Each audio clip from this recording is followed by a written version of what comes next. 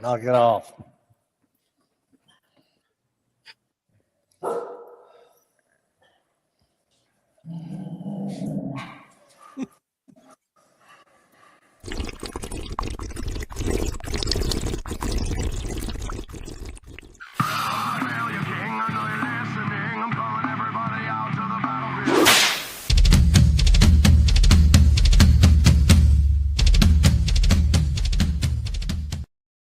The Dorkening and all affiliated shows are not intended for anyone under the age of 18. The following may contain discussions or scenes that have adult situations, graphic violence, nudity, strong sexual content, and graphic language. This show is intended for mature audiences only. Viewer discretion is advised.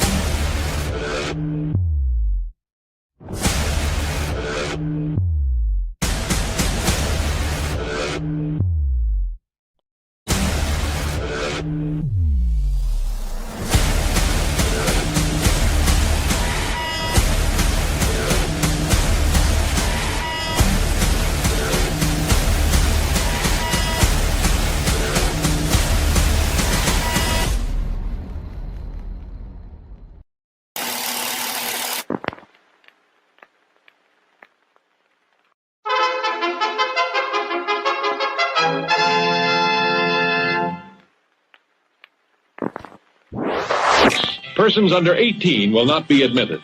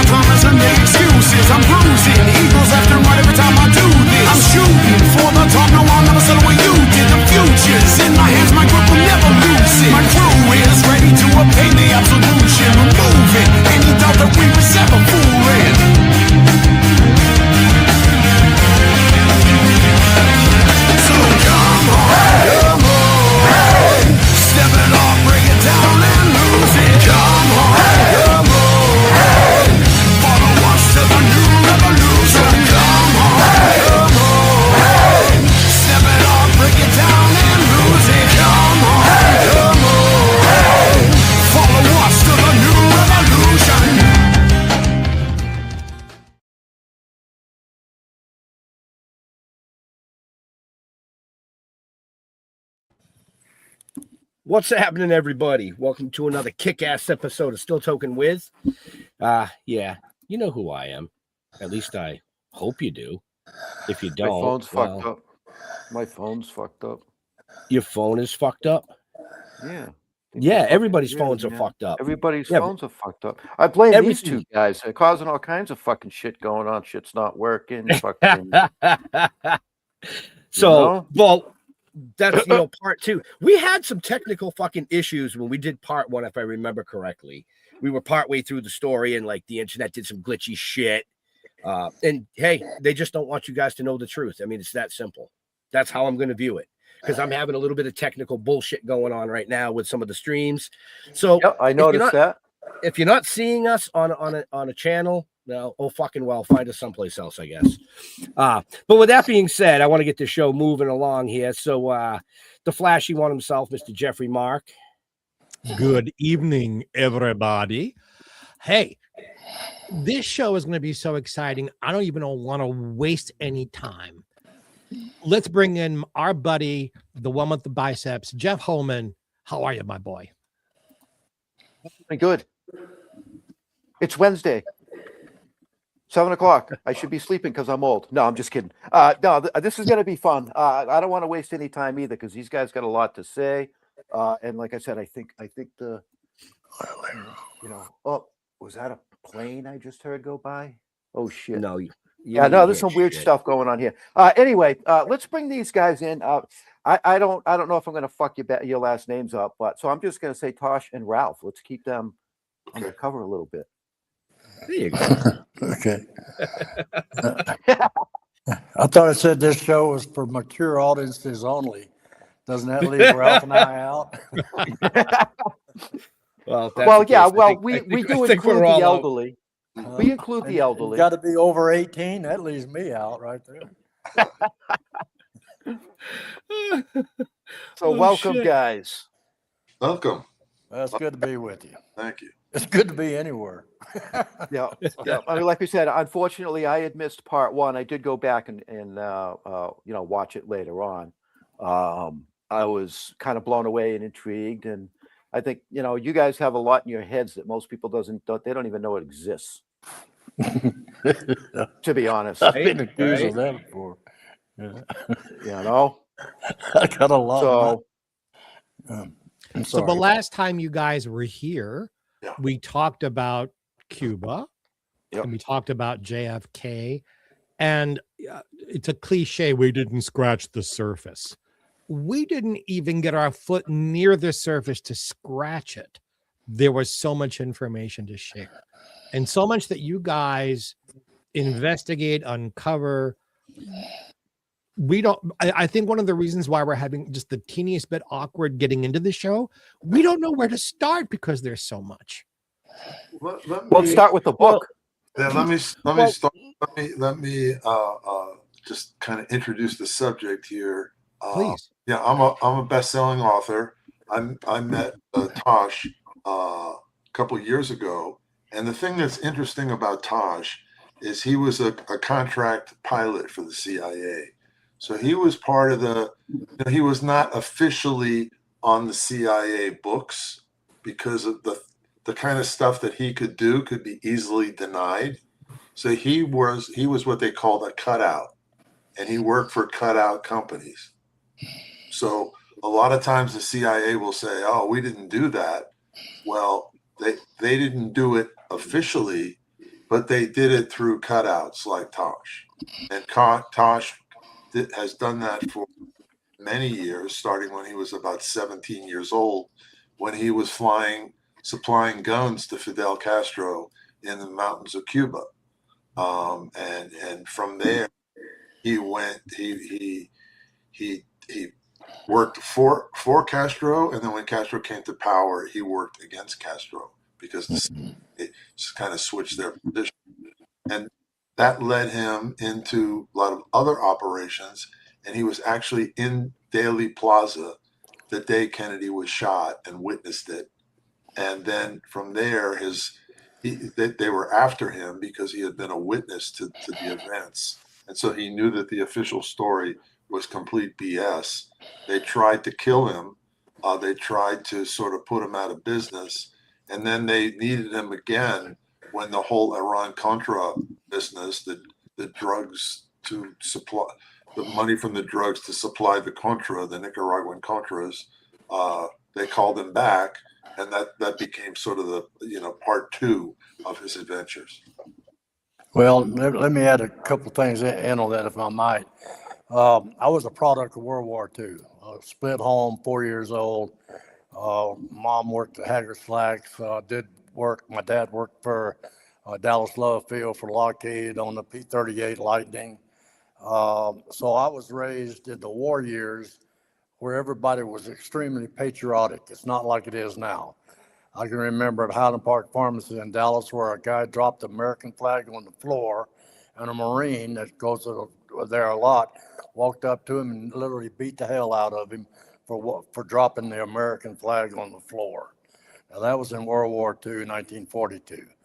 So I was just a kid, and I used to sit there at Highland Park and I'd listen to all their stories about B-17s, the 8th Air Force, bombings in Germany and the submarine pins. And those guys actually taught me how to fly. They told me about PAT, power, attitude, and trim, and all that. I was 6, 7, 8 years old. We used to go out to Love Field and lay down on the runways and watch the B-17s fly over, and they'd give us the finger and we'd give them the finger back. You know, I mean, just stuff like that. So, but the thing, there's always an incident in everyone's life that you can remember that literally changed your direction. And mine was at a Fort Bliss, Texas, in a grenade bunker when a drill sergeant threw what I thought was a live grenade in our bunker. And I picked it up and I threw it down range. And he called me in front of my CO and said, well, I didn't throw it down range. I threw it back to the drill sergeant who dropped the grenade in the bunker that we were in. Turned out it was a practice grenade, and it blew smoke all over him, and it was very embarrassing for him. They put me in front of the CO, and the CO wanted to know why I was going to frag my drill instructor. And I told the CO, and there was some CID guys there, that I wasn't going to give that SOB another chance to frag us and take us out. So that's the reason I threw a grenade back at him. That was the beginning of me getting associated with what was known as the CID, Criminal Investigation Detachments, which led me into the CIA. CIA at that point, and I was underage. I joined the military when I was 14 years old, Texas National Guard, lied about my age, forged my birth certificate. I could talk the language, so I got in. So, but that was a turning point in my life, and that's what brought me into what later would call specialized ops. This was before the Green Berets were formed. Now, don't let me ramble here, Ralph, but Yeah. that was a focal point that I go back in and I have to ask myself, where did it all start for me? What changed my direction in life? Did I go to college? Did I go to this? I was a good bullshitter. I would have made a hell of a good actor because I was a good liar, and they picked up on that. And as a result, at that particular point in time, they were they were recruiting and putting together a special operations of young juvenile delinquents, young boys that were bound to be headed for prison. And I was one of them, running the streets of Dallas. I got 30 tickets in 30 days on my BSA motorcycle, my B-34. I used to outrun the Dallas cops just for fun, and that attitude.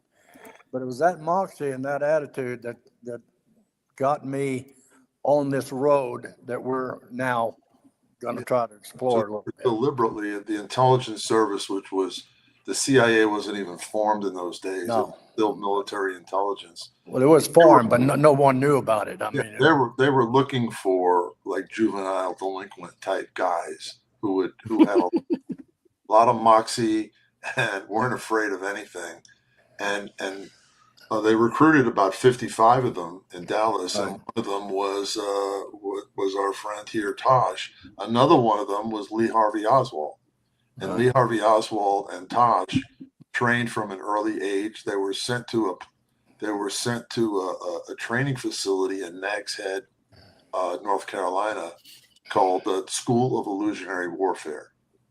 And the School of Illusionary Warfare is where they took these kids who were, badass kids, and they kind of formed them. They kind of trained them. They used a lot of the MK Ultra techniques. They separated kids into different specialties. Lee Harvey Oswald was good with languages. He had a great affinity for picking up languages, so they gave him extensive Russian language training.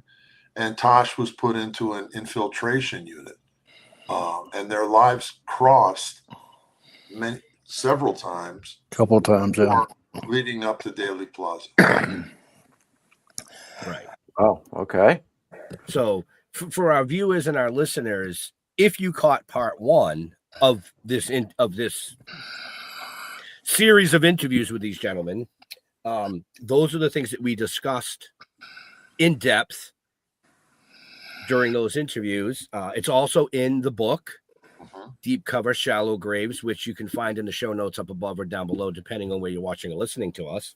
So, yeah, I mean, there's just so much shit that you have been involved with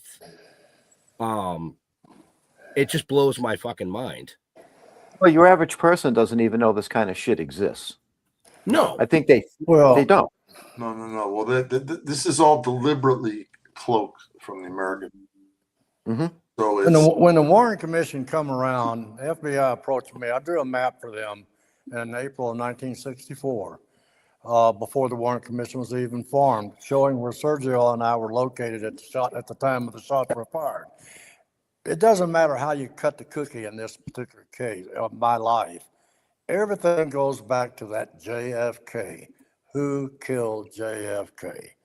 I've been involved, and I bet you over 125 different sorties or specialized operations from the 50s all the way up to the 90s and re-engaged and all that.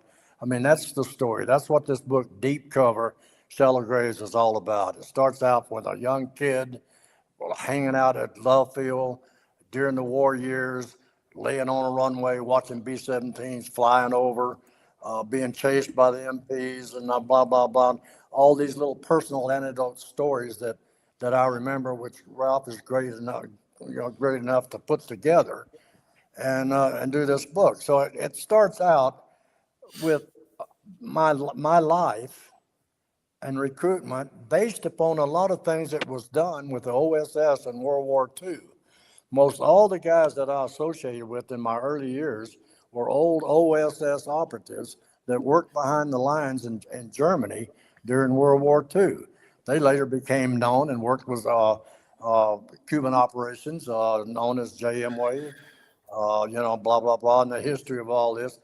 All this was not known about until after the Kennedy assassination, when the investigation started. A lot of good friends of mine were character assassinated that was involved in these operations that Ralph just mentioned, that was starting to talk and say, hey, man, this is what we did. This is what we were involved with. Well, then our federal government had already had a deal where this is what happened. And if you talk about anything else, you're going to get your ass in trouble. So you're going to go to prison. You're messing with your classified information. Now, this was before anybody really knew what the CIA was. The CIA was formed in 47. I'm talking about the years of 52, 54. So, and up into Cuba, 55 and 56. Flight training through the GI Bill when I was 16, 17, 18 years old. So anyway, there's a lot to crowd into this book. And it's very, like you said earlier, it is complicated. It's so simple, it's complicated, if that means anything. May I ask a big picture question? Sure. We spoke last time in depth about the Warren Commission being useless, basically, and your feelings about what happened and how it happened and who it happened. Everybody involved with this, except for you, basically, is gone now. Why is it this big bugaboo that we can't just tell the American people, all right, in the moment, we couldn't tell you the truth for security reasons. Now, all these many, many, many years later, here it is, kids. Here's what happened. Here's what went down. All those folks are dead. Let's move forward. Now you know and you can relax. Why can't they do that? Because the legacies. The people that were involved in the cover-up, if you want to call it that, the Warren Commission, and all the way through Nixon, the Nixon era, Watergate, Howard Hunt, Dorothy Hunt, even up to Gary Powers and his death and so on like that. There are so many dark secrets in our government that is now the legacy has to be protected. They will never release those documents until I am long, long gone. I'm 88 years old. I'm supposed to be dead. Everybody that was associated with our crew is dead and gone. Bill Harvey is gone. Frank Sturgis is gone. John Martino is gone. Okay, these people meant absolutely nothing until after the investigation started, after Kennedy was killed, and it led into a lot of other things. Then we come up into the Nixon era and the LBJ era and all the conspiracy stories that started. And a lot of these stories were planted to stop people from me being creditable to tell you a story of why the Warren Commission was withheld, why the operatives never got a chance to testify to the Warren Commission. It was already preconceived that my friend Lee Harvey Oswald was the lone crazy assassin that shot the president, and that's the way it was going to be, with a silver bullet that flipped in the air and went back and did some crazy shit and things. And that was what the American people were told. Which in those days, if you remember, whatever the federal government said, the American people would take it to the bank. It meant that our loyalty to the American flag, patriotism, and our government and the president, we loved that. We loved the president. We loved the patriotism that went on. We fought for the flag.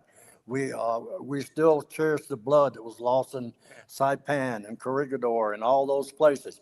That was our history. That's what we knew in those days. We honored that. Yeah.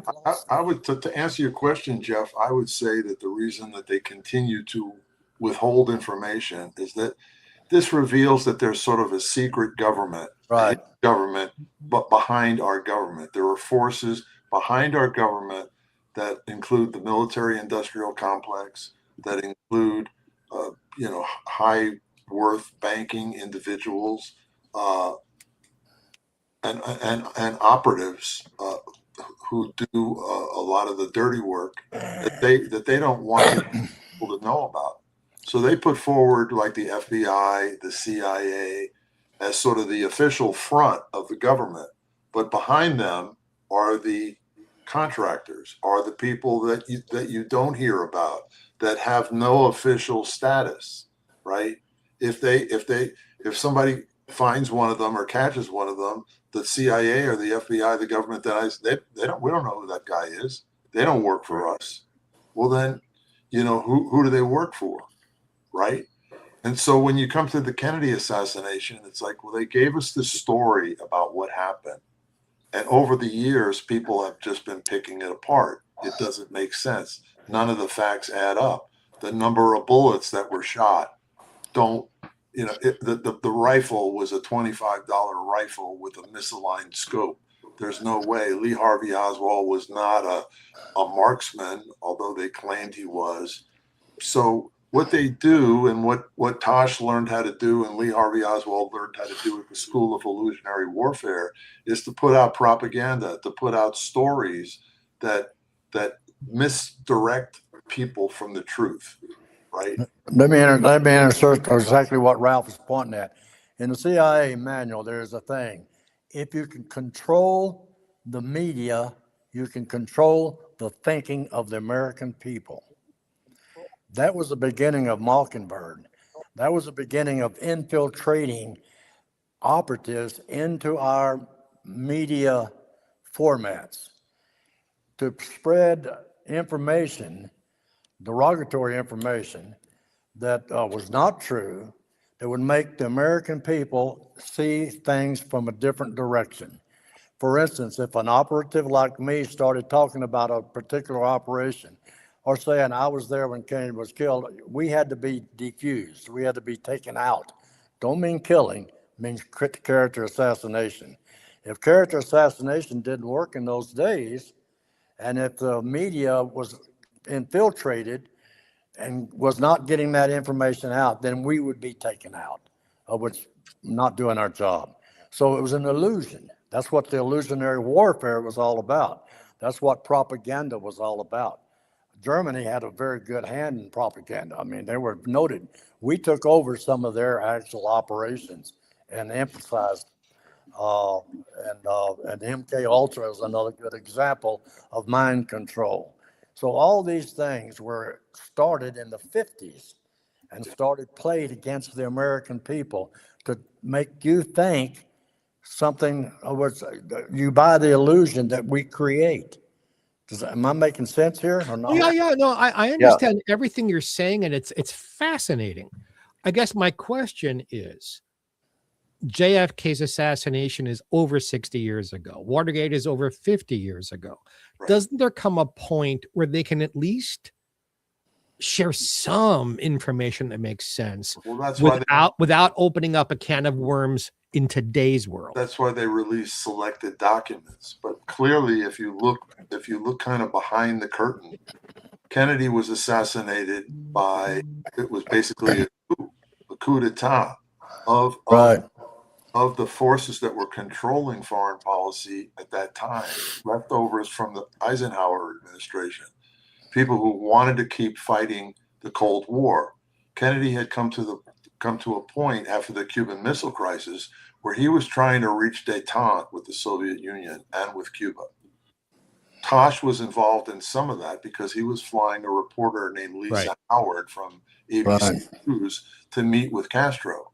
And Castro was willing to negotiate with the Kennedys and say, okay, let's stop this nonsense of carrying out, covert operations and trying to assassinate each other, and let's just work it out. Kennedy was scared, was frightened by the Cuban Missile Crisis because his generals had almost talked him into a nuclear exchange with the Soviet Union. And he came out of that going, I can't trust these guys. So he opened up secret communications with both Castro and Khrushchev, aimed at peace talks, de-arming, right?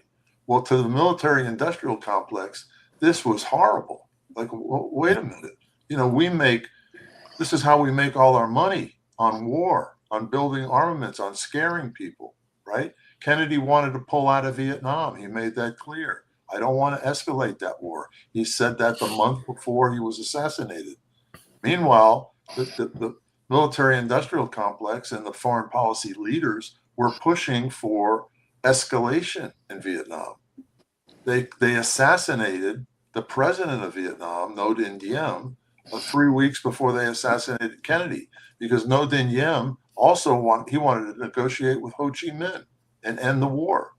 And the United States military was going, no. Well, not even the military, but sort of the forces behind the military are going, no. This is going to be, a huge windfall for us. Mm-hmm.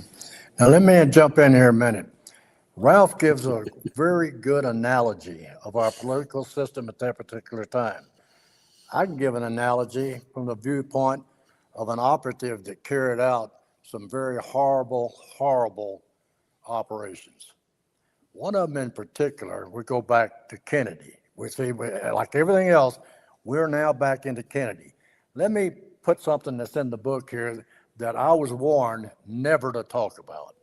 Don't you ever talk about this again, or you'll go to jail for the rest of your life. This is classified information, Mr. Plumlee, and if you continue, we will file charges on you, false accusations against the government. Go file your charges. I have something to say to a federal judge. I'd be happy to stand with my hand and swear what I'm telling is the truth. 2 of the assassins that fired on JFK from the north side were dead and buried before Lee Harvey Oswald was killed. Wait a minute. That's something that's never come out in the Warren Commission. Why didn't that operative testify to the Warren Commission that information? How come that information is not on record? It is on record. It's classified today. Top secret, committee sensitive. Am I right? Am I out of school here, Ralph? No, that's true. Absolutely true. Yeah. Absolutely true. Some of the documents that I just sent you guys from the Pentagon that's going through their PA-12 program has now uncovered some of those documents. You asked me how come they don't say this today? Is because of the legacies that have to be protected from our political system that was in power at that time when this government was being infiltrated by special operatives, international, taking over our government with a secret army. We were in power to block that secret army that was infiltrating our federal government in the 50s and the 60s that got a United States president assassinated. Now, who was behind all that? We can go into 1,000 rabbit holes, and that's what we were just about ready to go into. They did this, they did that. This is the political, this is that, this is so like that. Why was those 2 guys killed, and where the hell did they come from? Who recruited them and why did they recruit them? Why were we sent to the plaza to, quote, abort? What does that word abort really mean? Stop something that we started. Wait a minute. Abort? You were sent to abort the assassination of Kennedy? Why didn't they just pick up the phone and tell him not to go? They did tell him not to go. He said, I'm going anyway. And he went and got killed. They sent us in to stop it. How are we going to stop it? We wasn't supposed to stop anything. We took mafia people in with us to identify people in that plaza so that we could bump them out and mess up their timing and stop the assassination. Abort it? Wait a minute. Who started it? Why did they start it? Ralph just gave a good reason, of one of many reasons of why the hell they started it. Why is it so important for the Department of Justice, even today, not to release those documents that Ralph just made reference to? And I even sent some of the references earlier this week to you guys. Yeah. Mm-hmm. Yeah, because what happens is that you start to reveal that this comes from within. I'm alive and I can point the way to go. Yeah. To get the documentation and the proof that that media needs to do it. But our media is so infiltrated and has been over the last 50 years that they are their senior editors to block what the hell I'm talking to you guys about right now. Yeah. They're not going to let this out. Yeah.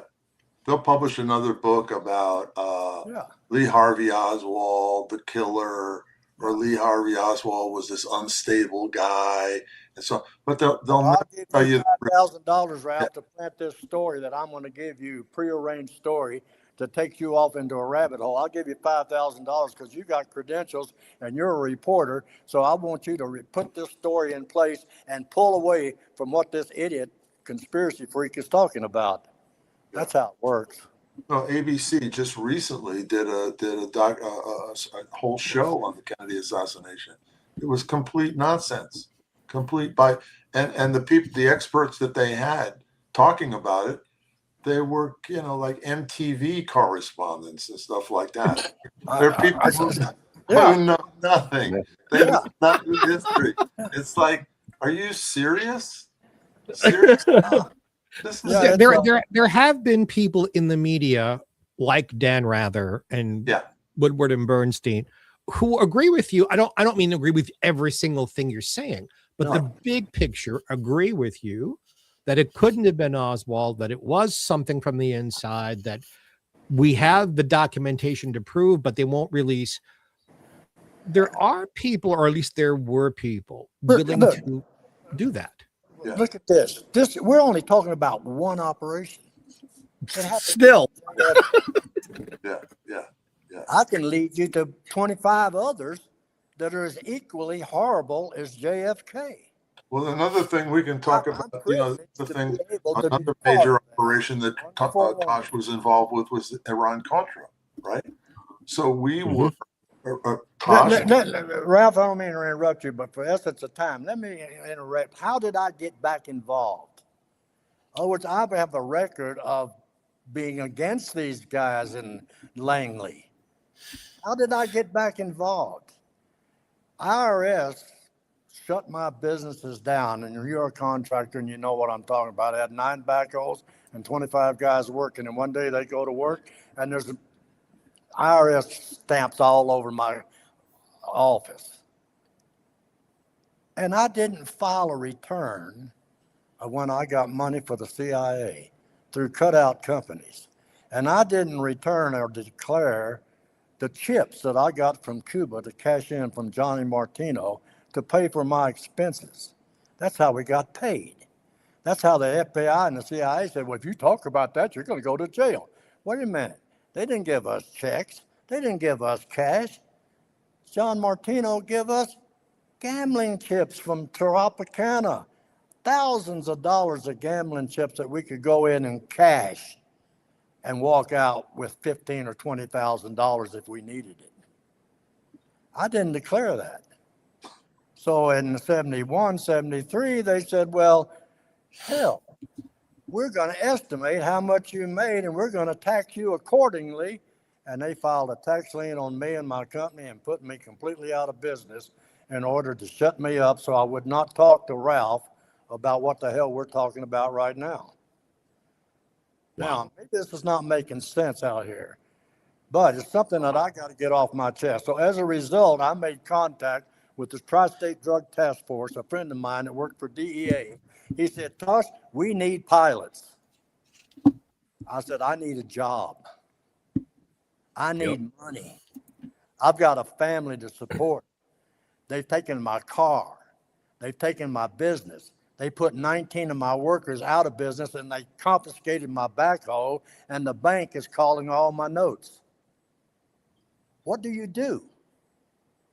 I went to work for the Tri-State Drug Task Force. Bruce Babbitt was in charge, and I started flying guns and ammunition and drugs. 4 tons of cocaine I carried back into this country during the Iran-Contra affair. Bingo, I just laid a bomb. Did I just lie to the federal government? Well, if I did, why in the hell aren't they filing charges on me? Again, I will say it again. I went to work for the federal government through a DEA program that is documented and has been documented in order to take care of my family, because the Internal Revenue filed liens on me from monies that I made when I was supplying guns and ammunition to Fidel Castro. Now, I can't say it any plainer than that. I'm on camera right now. I know this. You know, I'm talking to a bunch of good, qualified people. We got a book coming out. That's what started all this. This book has been 60 years in the making. I'm 88 years old and going to be dead and gone before long. And they've been hoping the hell I've been dead before now. Now, that doesn't mean that our whole system of DEA, FBI, and CIA is corrupt. But we have an oligarch in that position and a secret government that works in the shadows that, like the Wizard of Oz, pulls the strings. Again, in Iran-Contra, you know, they had the hearings. They did all they you know, Ali North and all that nonsense. And out of the report, they basically said, oh, that there was no evidence that the United States was helping fly drugs into this country. I mean, a complete, you know, bullshit. All right, in 1983, I started talking to Senator Hart and Bill Holden, his security advisor. And I said, you're not going to believe what in the hell we're involved with. I said, here's the maps. Here's the names of the pilots. Here's the ID numbers. And here's the aircraft companies that I'm flying cocaine into this country and drugs south. We're flying Stinger missiles down south. We're flying cocaine back into this country. And landing. Crazy, Tosh? Are you crazy? Yeah. Do you know what they'll do to you if you try to come out and say that? Mr. Hart, this is what I'll tell you. And here's the documents, here's the maps, and here's the names. And he turned it over to the Senate Foreign Relations Committee and the Senate Intelligence Committee, and they refused to investigate. And that information came from the Reagan era and also from the LBJ era, not to go into that because it would open up the Tonkin Gulf incident dating back to Vietnam. It would open up other situations of arms embargoes to Vietnam and Southeast Asia. It would open up the Libyan situation and the guns that went to Libya.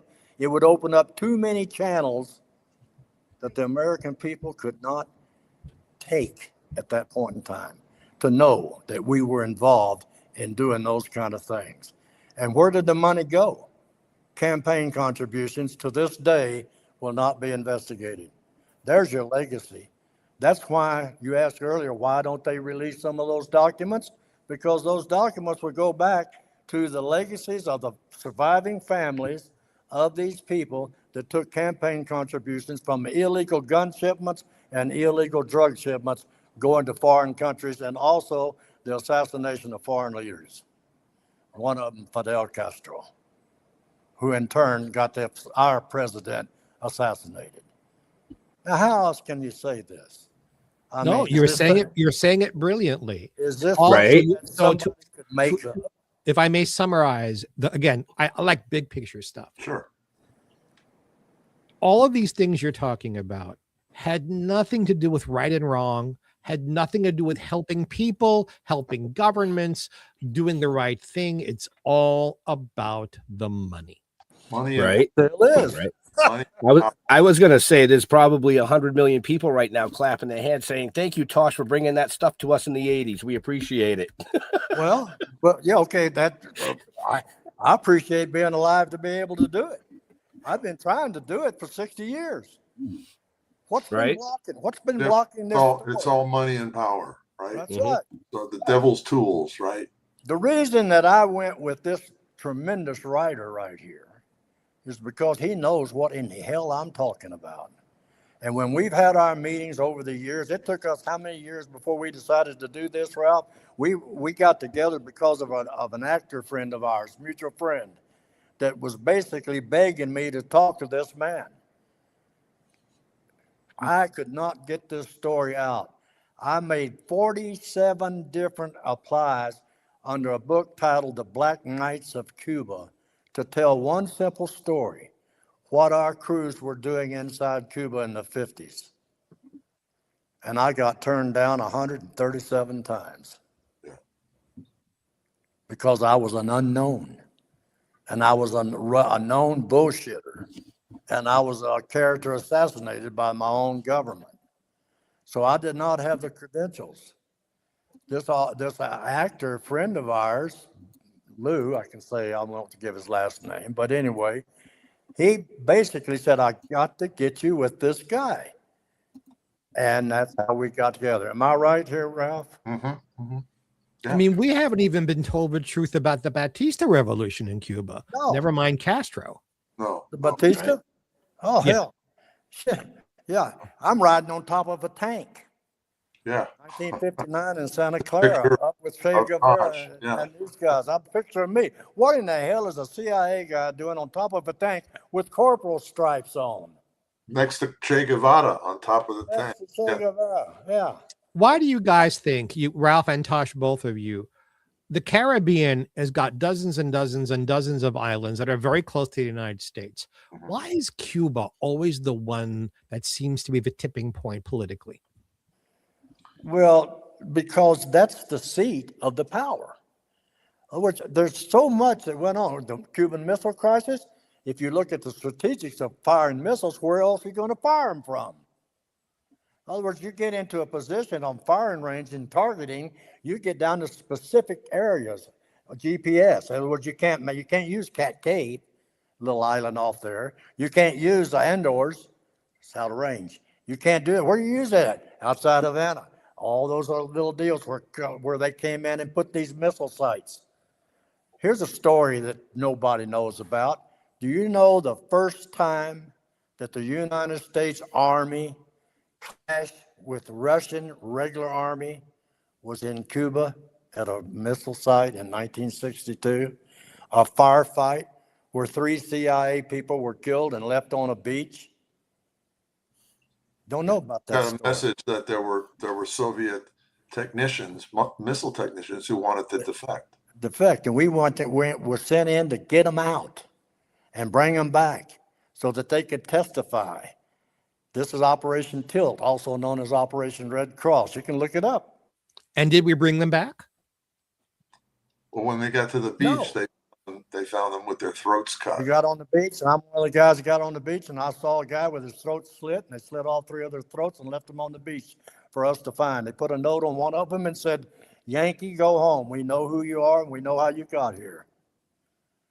That's the reality of what we were doing in the Cold War. We went there from a PBY that belonged to Texaco Petroleum. We got there on a rubber raft to remove those Russian technicians.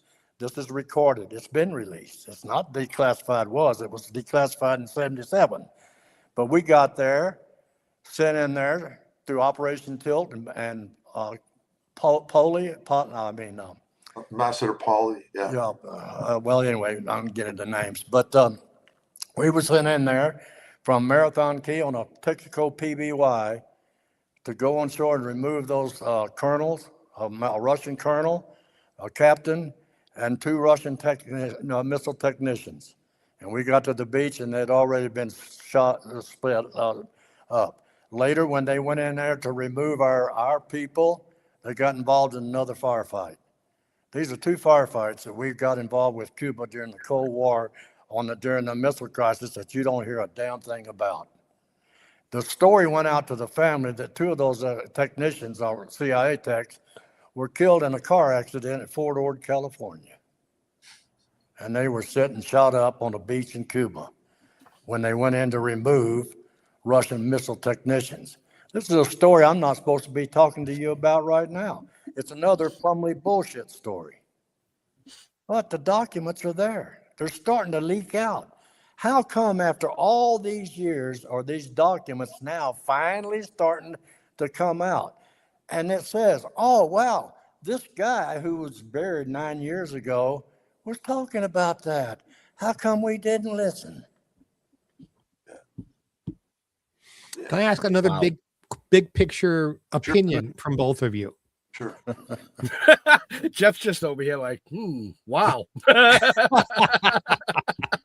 Well, I mean, it's not easy being a bullshitter, I'll tell you. No, and no one here thinks you are, sir. Believe me. No. Yeah. Leaving Russia and China out of the question, do you think all the nations in the world have this kind of secret stuff going on, that the entire world's population has been fooled by their own governments? Well, okay. Let me bring up something else in relation to what you're asking. What about Cuba? I mean, not Cuba. What about Libya? Yeah. What about Iran? Early stages. You're asking about other countries, other nations. Our foreign policy is what you're talking about. How many of these operations were ongoing during our time of our foreign policy, which involved arms going to Libya? Yeah. Gaddafi.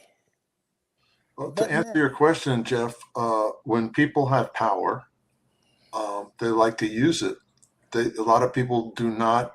They talk about democracy. They talk about giving people agency and the choice to choose their own government. And other people who are more cynical and a lot of times occupy positions of power, they don't believe that. They think they're smarter, that they should be the ones making the decisions about what we do, about where we work, about how our economy works. They hide behind democracy, but they don't really believe in it. And so if you're a powerful arms dealer or a banker or something like this, you go, I'm not going to trust the American people, people to vote and make the right decisions. We'll make the decisions for them.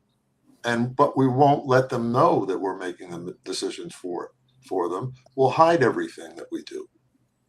Do you think President Eisenhower was trying to warn us when he was trying to warn us? Well, yeah. He was. He almost got his tit in a ringer for doing that too, didn't he? Last speech he made before he left office was the hero of World War II. I don't know how you cleaner way to say that. But he's telling people it's not the military, it's the military industrial complex. Let me throw this at you. You guys are old enough to know. Do you remember about the missing Stinger missiles that went to Libya that CIA Casey was involved with? Do you know the C-130 that carried those missiles to Libya? TOW missiles? How did they get there? Where did they come from? How about the arsenal at Hawthorne, Nevada? Well, where did the missiles, the weapons come that you used to send to Fidel Castro?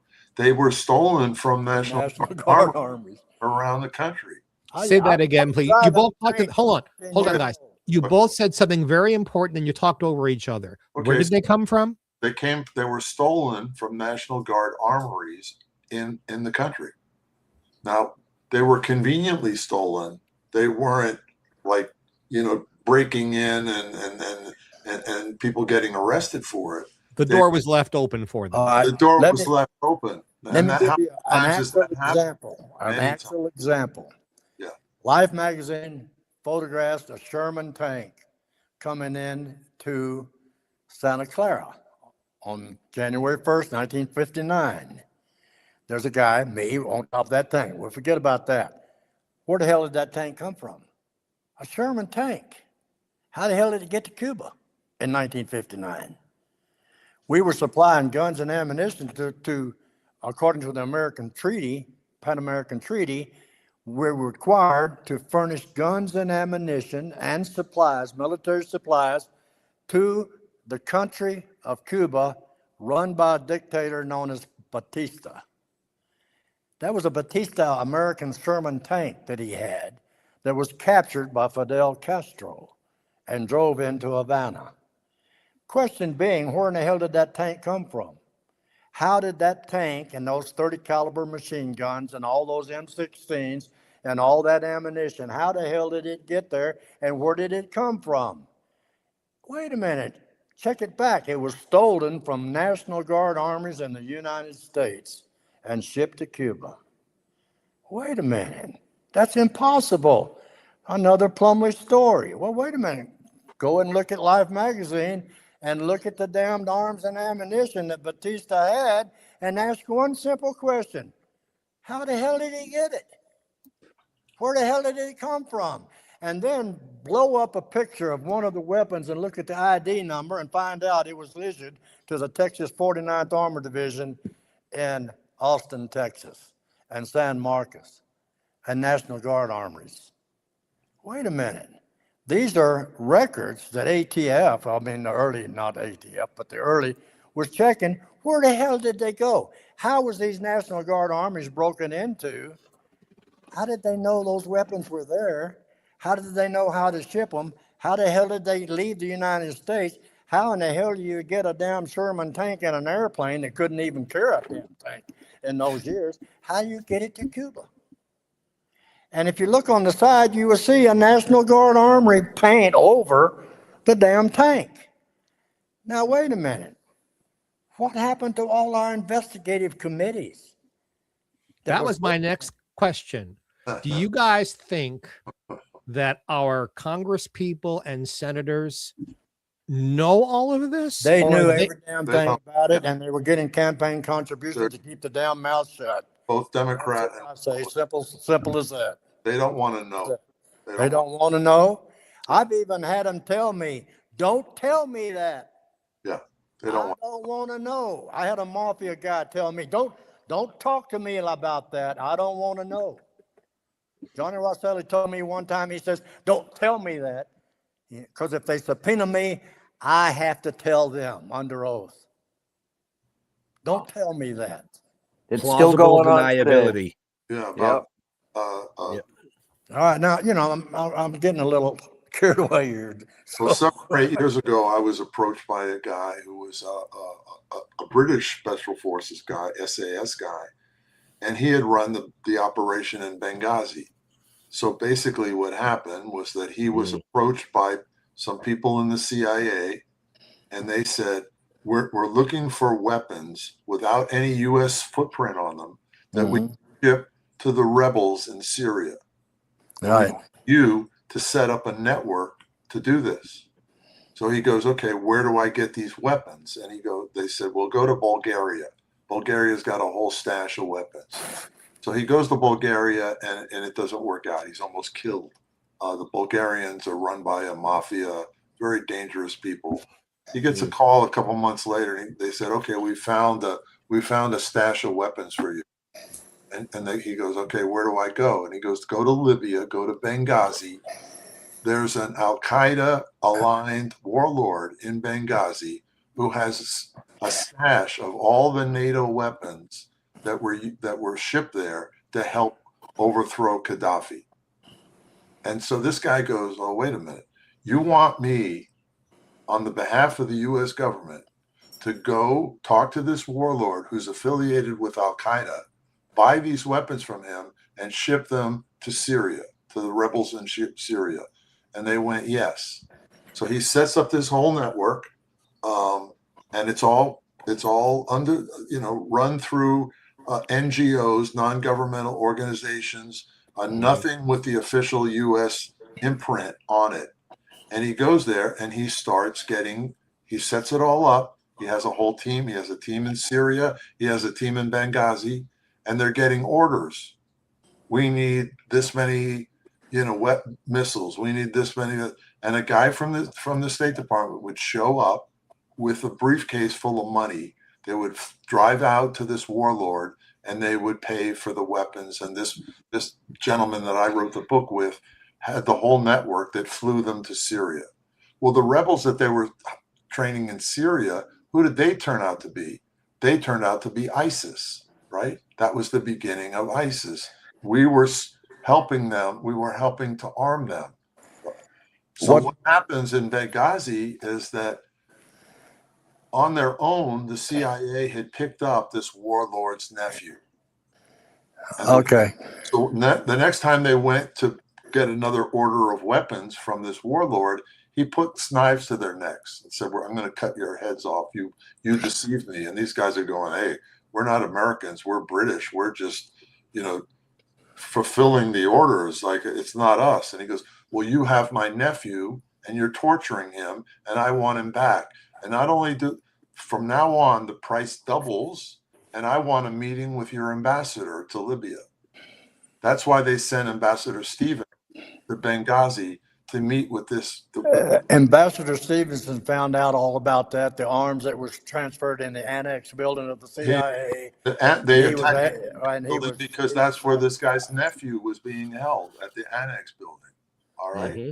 So this whole crazy thing happens, that attacks. They try to rescue Ambassador Stevens. He was burned to death in the compound and so on. Then they attack the CIA compound. And what happens is, and all of this was ordered by Hillary Clinton, who was Secretary of State. Okay, make a note. I want to say something real quick, folks. 13 Hours was the movie that they released on this, but you don't see any of that in the movie. No. They just show you a bunch of action, right? And they don't show you. They show you a little bit about what's going on and how Hillary Clinton and bullshit. But they never tell you the context, right? Right. So it's the context that is important. So anyway, I wrote this book. I wrote it with a major publisher, Little Brown. I told them it was just going to be about this guy's life and all these things that he had done. The book was being published, and I get a call from the Hillary Clinton office, and they're basically saying, "Hey, you can't put this book out. This implicates Hillary involved in this operation." And I'm like, the book's coming out in 3 weeks. It's already been through the lawyers. It's been, vetted and proofread and so on. I can't stop it. Well, they tried to just,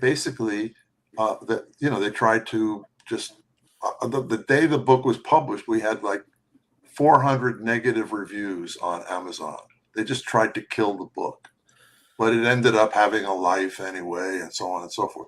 I'm just using this as another example of one of these operations that nobody's ever heard about. All you heard about was that the ambassador in Benghazi was burned alive by a bunch of crazy.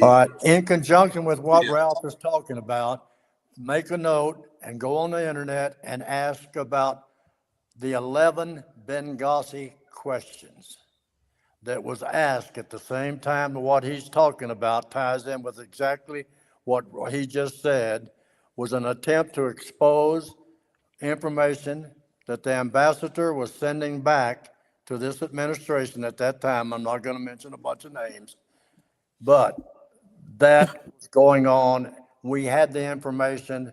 It was suppressed, covered up, and an ambassador lost his life because of that. I mean, this is the same kind of MOs that was. And what did they say? They were mad because there was a cartoon made about Muhammad.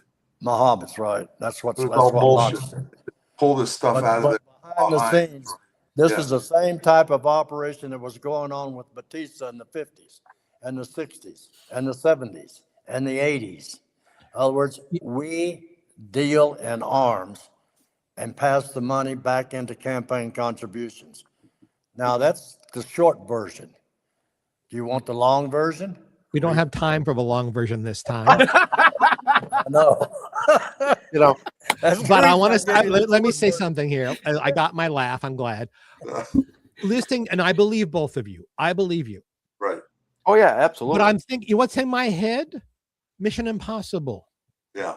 Should you or any of your IM force be caught or killed, the secretary will disavow any knowledge of your actions. Good luck. Right. That's the way it works. Yeah. But see, You we don't step into that. Look, they tell us exist. that on You the don't front end. exist. Yeah. They That's tell how us Tosh that, lived but- his whole life. Yeah, right? this So is he's nothing paid. new. He never gets a paycheck from the CIA or No. from the government. He gets a paycheck through cutout companies. Dude, I'm patriotic, man. I'm doing this for my flag. I mean, my God, So there's the like Dodge young kids. Corporation or the Book, let's call it deep cover, shallow graves. Oh my God, that'll really Right. grab some shit. So if you look at his background, you go, well, he was just the pilot. Like he was being paid by all these funky companies. Well, they made sure that he was employed throughout his whole career. They found all these little jobs for him so that they could just call him in when they needed him. But man, I was proud to be able to do all that. Yeah. You know, I mean, my gosh, I mean, we're doing this for this is, regardless of what was really going on in the political structure, there was another real life situation going on with us young guys. We were doing this for the flag, man. I mean, the propaganda and bullshit that was pumped up our ass in those years is unbelievable today. Like this Tosh, there is nobody on this show, Tosh, who will ever question your patriotism. Well, I mean, that's what we were raised with. Like I go back to I can remember air raids at night, hiding under, scared shitless at 6, 7 years old, hiding under a table because the Japs are going to bomb us. Couldn't go outside because might open the curtains and a light go out and they'll bomb us. I was a little kid that scared shitless in those years. I can imagine what the hell's going on with little kids over in Iran right now and other places. Well, this is what they do. Yeah. This is what they do. They recruit young guys who are adventurous, who like to take risks, who have a lot of wild energy in them. My friend, the man I told you about, who I wrote the book with, the SAS soldier, it was the same deal. He was a career criminal when he was young. He used to steal cars, and he was caught. He was thrown in prison, and he was at like 16, 17 years old. And some military people came to him and said, "Hey, you're going to spend the next 8 years in jail. We'll give you a choice. You can either stay in jail, or you can come with us and we'll train you and put you in special forces." And so he chose the latter. And and when you're that young, you don't understand all the political context, and that these people are not really working for the benefit of your society. You don't. I had a guy tell me one time, Army guy out of Dallas. He said, "Hey, you want to put that motorcycle down and I'll teach you to drive a Sherman tank." So I said, "Shit, yeah." So I want to drive a Sherman tank. So I'm driving a Sherman tank on a bivouac going out to Great Bend Lake when they built in Dallas. And my uncle sees me driving a damn tank and tells my dad, and they get in a big fight and says, "Bobby couldn't be driving no damn American tank. He's only 14 years old. What the hell is he doing? You're saying he's in the National Guard? How the hell is he could be in the National Guard?" My family didn't know I'd forged a birth certificate and hid my uniform under a mattress so that I could go to meetings, and I learned how to drive a Sherman tank at 14. Now, somebody says, "Boy, that guy's got a hell of a bullshit. Look at my DD-214s, and what does it say? What does it say, Ralph?" It's all there. It's all there. Oh, I want to ask an odd question, only because I'm really curious. Even in today's world, is the government of countries nothing more than a ruse? Because everything really happens behind the scenes and undercover. I honestly believe this. Our international situation is totally in a flux that the average American citizen cannot even comprehend how it exists. That's what I thought. Okay. Well, my father was a lifelong diplomat, and he was he served as an ambassador. We Americans. Yeah. Our leadership Just a second. So towards the end of his career, I sent him a book for his birthday, and it was by a guy named General Mesley. He worked for Roosevelt. He's a famous general, and he was like the Henry Kissinger of his time. Mm-hmm. And in his book, in the first chapter, he goes, "I thought I was a patriot, and I was fighting for liberty and democracy and American principle. And what I really realized at the end of my career was that I was just a whore for Wall Street." Mhm. I gave that to my father well when said. he was like 50 years old. Yeah. He never read it. When he was 94 years old, just when he was really failing, I went to visit him, and I was walking with him around his neighborhood, and he goes, "Hey, Ralph, you remember that book you gave me like 30 years ago for my birthday?" And I'm like, "General Smedley?" And he goes, "Yeah." He goes, "I just read that book." He goes, "That was me."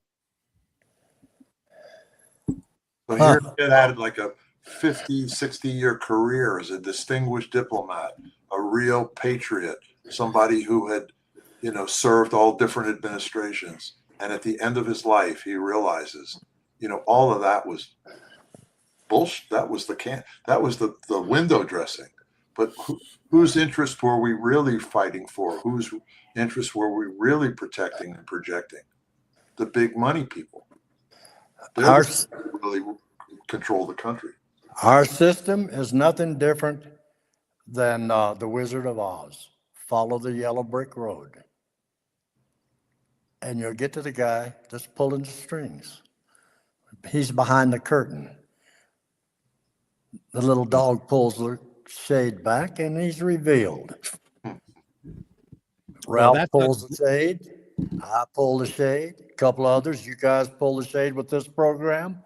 And eventually the American people start saying, and not just the American people, the international consortium starts saying, aha, how come I didn't see this?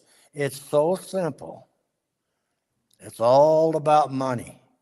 Right. It's all about power. Money and I power. mean, I will say, We have the Heritage Foundation. I got to put this in here. And we have a program that was launched many, many years ago, which we had called Operation P 2025. That operation has been whittled, added, and added to, and given to our elected officials, sometimes threateningly, to carry out piece by piece by piece, decade by decade by decade. So we're talking about infiltration. We're not talking about a program that suddenly was launched upon the American people. We're talking about a systematic approach to destroying our democracy and our freedom. We're talking about one thing, good and evil. And that is a great way to end the program, because we can't do better than that. so, Well, that's it. no, that was definitely it. You made mention about, bringing, pulling the shades with shows like this and other shows that are out there. What I was going to say is 30 years ago, these things were not at the ready. We couldn't do this. So these things could not come out. Yeah. In today's day and age, even with the technical difficulties, I found 9 other platforms to push it to. Right. We can do these things, That's right. Yeah. And I do want to say to our viewers, we have access to a lot of guests similar to this that we could potentially be putting on at some point. So just pay attention to that. But pick up the book, Deep Cover, Shallow Graves, written by these 2 amazing gentlemen. Show notes up above, down below, depending on where you're watching or listening to us. And the reason Jeffrey Mark jumped in is because we are like overtime, which is fine. Oh, yeah. But Mr. Holman will get very hungry. You ever see that Snickers commercial? Yeah, you know what? That's Well, the I only do wanna- reason I did that, because we're running over. Wait a minute.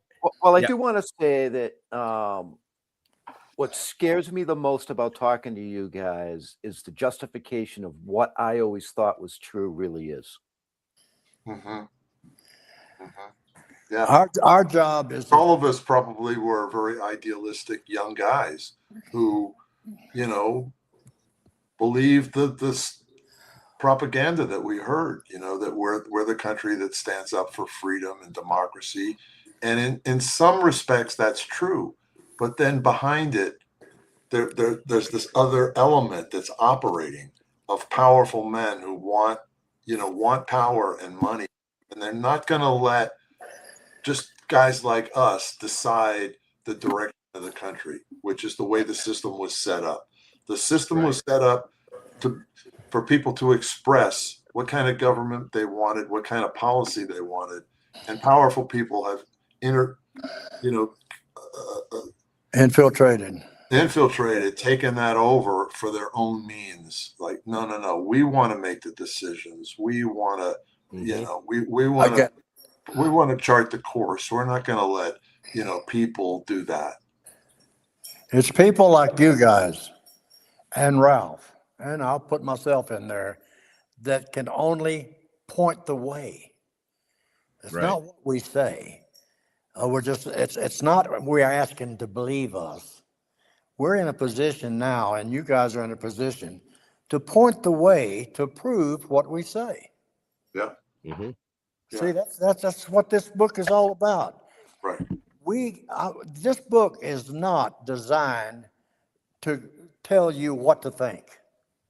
It's designed to point you by giving references of actual action events and point you where to go to confirm that those events happened. Mm-hmm. Am I right? Am I up here? I know we're all the time. Yeah. No, that's fine. I mean, I just want to throw out there that I've always believed that some things need to be believed to be seen. Right. Mm-hmm. Well, Mm-hmm. okay, we're on a path. You guys are on a path. Good gracious, wherever you want to call it. You got tied in with Ralph. I got tied in with Ralph. Ralph got tied in with me. I got tied in with you. You got tied in with him. So I'm like, what's our message? What are we doing this for? To tickle our ears so that we can be great people and maybe get into politics and run and become a president and tell other people how to live No, thank you. lives? Not I. No. Yeah, no fucking thank you. No. Well, I mean, golly, I want to be a dictator. I want to control the world. I want to tell you how to think. I want to tell you what to drink. Take us home. That's what it's all about, isn't it? Yep. We got into this. Is that what we're raised to do? I'm losing my mind here. I don't know what I see. I'm an American citizen. I'm not sure what in the fuck I'm doing here. I know what you're doing here. You're trying to push the fact that it still should be we the people, not use the people. That's right. Well, that's it. You hit the nail on Right. So, but on damn, that I don't know. I mean, I'm about ready to take some of that campaign contributions that they got laying out there. You know, I can become a whore in a heartbeat. And that's what's happening to our politicians. Yeah. on that note, folks, I'm just going to say real quick, the reason that we got into doing this is not for politics or for any of that shit. It's to bring amazing guests like this up here and listen to some amazing shit, whatever it is, whatever the show's about. So you're a media whore? I guess I am a media whore. I'm sorry. That's okay. I just wish I was getting paid like a media whore. And I don't drink. But after this program, I think I will. On that note, folks, you guys are nuts. check the show notes up above. Play with it. I know you would. Check the show notes up above or down below. There's a link to both these gentlemen, the book. I suggest you pick it up if you really want to know more, because we would have to do 20 parts just to get through 3 chapters. I'm just saying. But pay attention to some of the upcoming guests, because we are going to schedule Ralph back to talk about his parents, things that he grew up with. Yeah, fantastic. It'll blow your fucking mind, just like this show has. So on that note, Mr. Jeffrey Mark, where can people find you? Facebook, Jeffrey Mark, just as it's spelled. If you're watching, if you're listening, it's Jeffrey with a G and Mark with a K. Jeffrey Mark Showbiz on Instagram. You want to hear more from me? We have a show, Jeffrey Mark Plays Ella, every week, where we play the music of Ella Fitzgerald, and I give you insider information about all that stuff. And that is I. And now, Jeff Holman, where we find you. Well, after this show, I'm going into fucking hiding.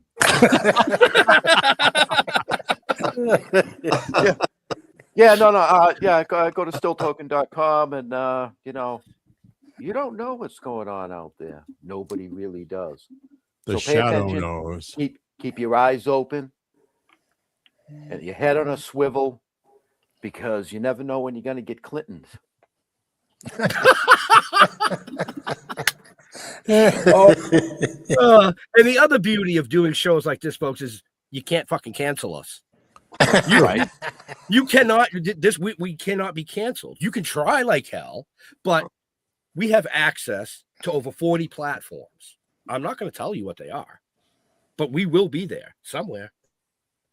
We had a difficult time starting this tonight. Some of the Facebook channels didn't take. It's okay. Yep. I pushed it to other channels. I still got the stream out. We still got the story out.